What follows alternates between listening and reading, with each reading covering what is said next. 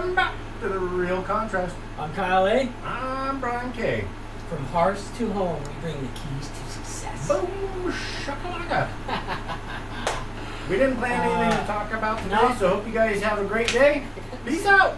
Hey, thanks for joining this episode. I've got a couple things here. Okay, we were just talking about you sign up a client and then all of a sudden they ghost you. Yeah, totally. Okay, so we're going to talk a little bit about that, what that feels like from the agent side, why someone would do that, results that we've had long term, short term, and then I want to know whether it's better to work with buyers or sellers. Ooh.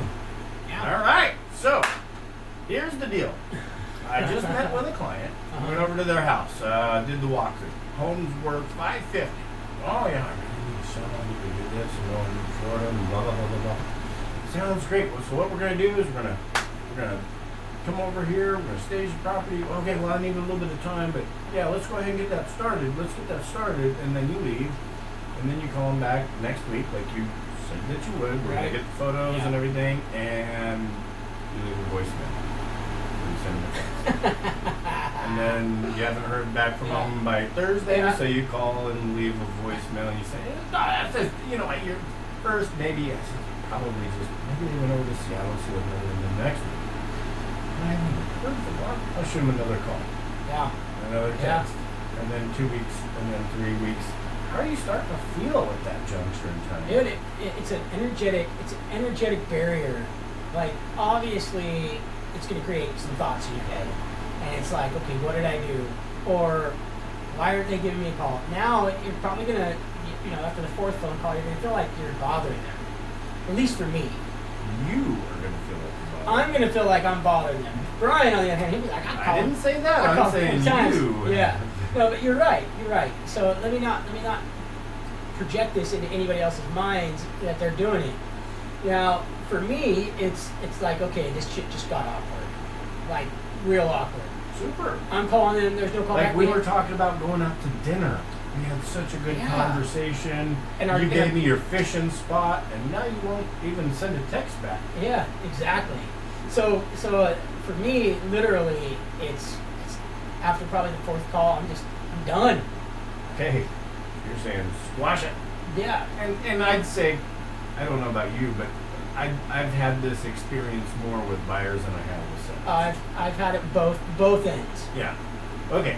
So you said something that was really key there, and you said, I feel. Yeah. I think. I start to think. Right. Absolutely. Who controls that thought? I do. I control that thought.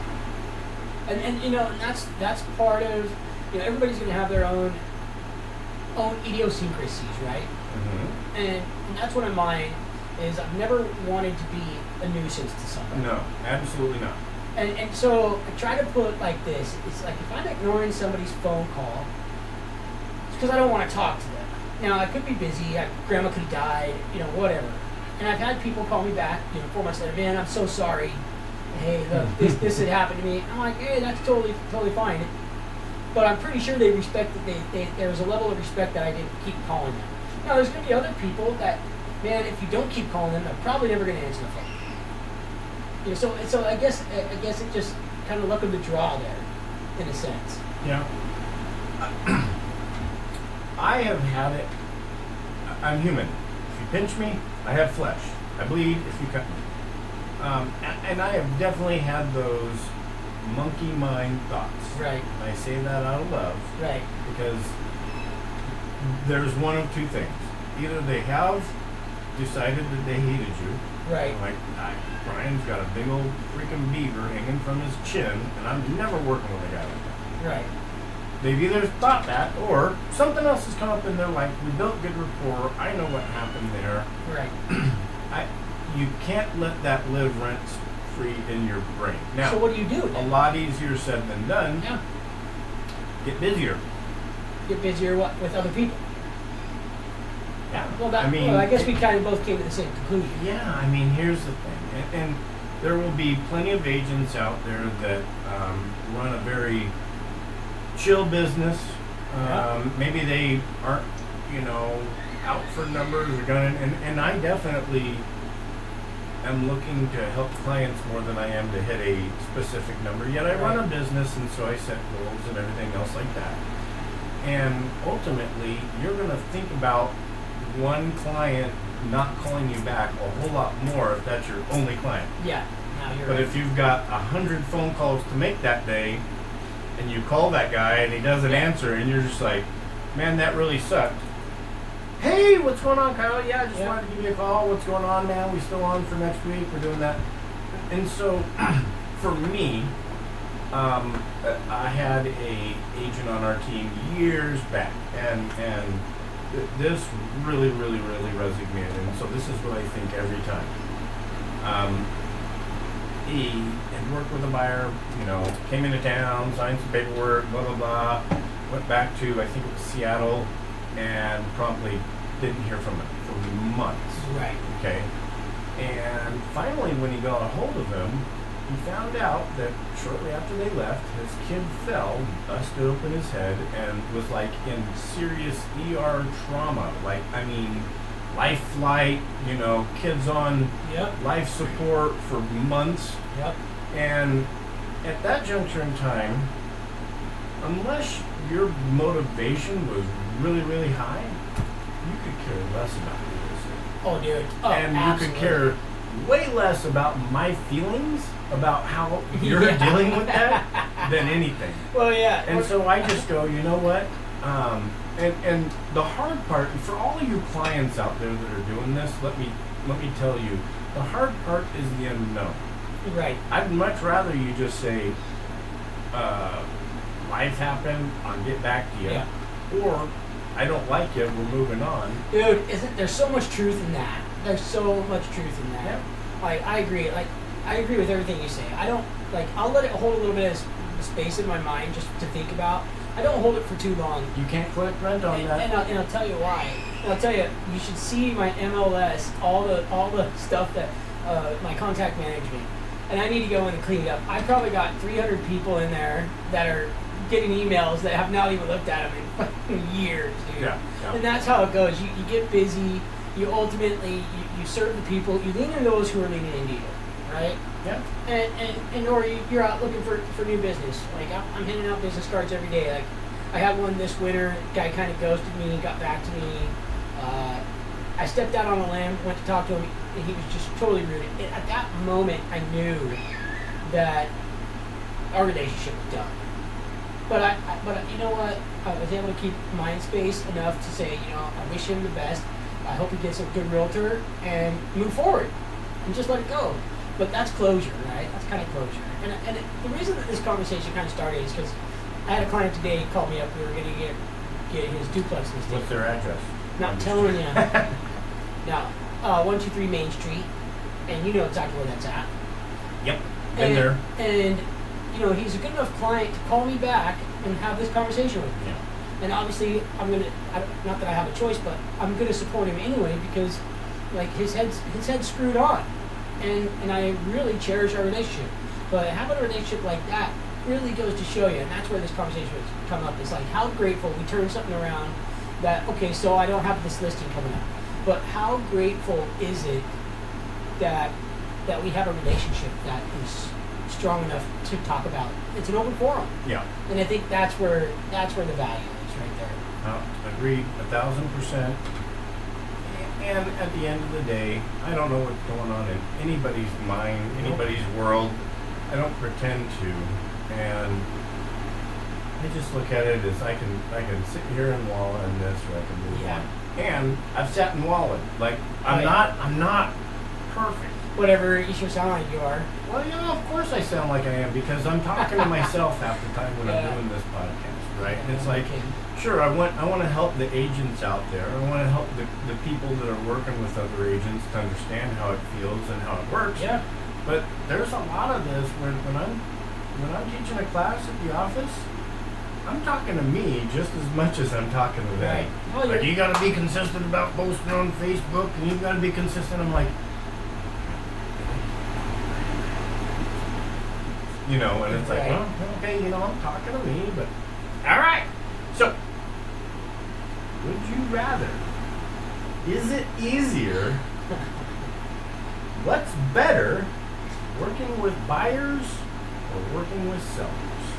Depending on the personality. I've had of both. So are you amazing- saying that it doesn't matter if Yeah. they're a buyer or seller, it Yeah. depends on the person? Yeah, that's exactly what I'm saying. I know that they're both kind of the same journey. They're a little bit different. You know, they're kind of flip side, right? It's one coin, two different sides. Yep.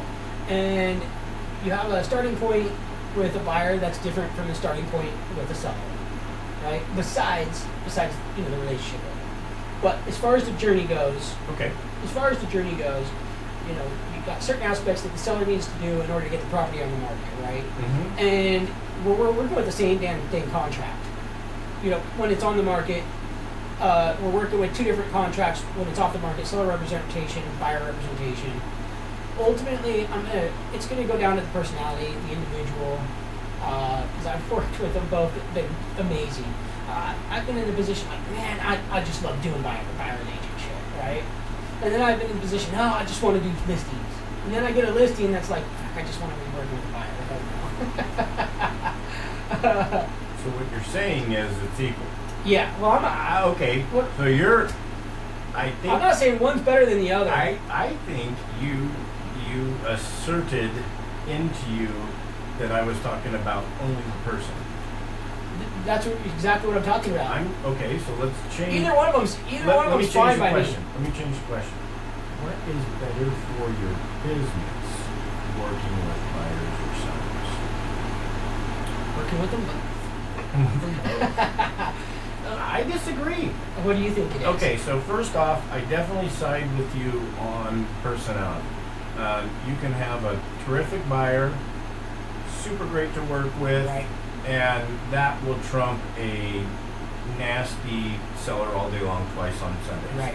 And a fantastic seller will definitely trump a horrible buyer all day long Yep. twice on Sundays. Yeah. If I have a buyer, I know that I'm going to put a lot of time into the traveling around and driving to the different listings. Not necessarily true. I mean, I've had buyers three showings and it was Of done. Of course. Absolutely. Okay, so even on those three buyers, the buyer that did 3 showings and then they bought one, how much business did you Right. generate from... Yeah, I get where you're going. How much business did you generate from those 3 showings versus 12 showings for another buyer? Hey, look. How much business, Hey. Kyle, did you generate from those buyers? Hey, well, one time I was out with a buyer. I was showing his property, picked up a really good buyer, showing property. Mhm. So I've generated business working with buyers. Not only that, if you're doing it right, you're going to generate business by referrals from those buyers. 1,000,000%. But But- that, you can get that from a seller too. Oh, absolutely. Well, so now we're 50-50. Right. Now you can still kind of, when you get one under contract, right, you can advertise it, but I think where you're going, and I can do open houses. I can do open houses for people with sellers, right? Like Sure. if you had a listing. I get business. But that's not with a buyer. Yeah. That's not with, okay, so if you do it right, yeah, you're going to get more business with a seller. But which one's better? I don't know. Hey, sometimes I can care less about the business. I just want to be done with The it. second question was which one's better for your business? Right, I get it. Okay, so you got all flustered there and started. Like, I knew let where me, you were let me going just with it. share with some people who may not, or maybe you're newer to the business, maybe you haven't looked at it from this perspective. But listings or offer, you're working with a seller, you're putting a bunch of money and time into this before this ever goes onto the market. Correct. Way more money than you're putting into a buyer. Yep. Buyer, generally you're going to spend more time with, driving out the product and everything else.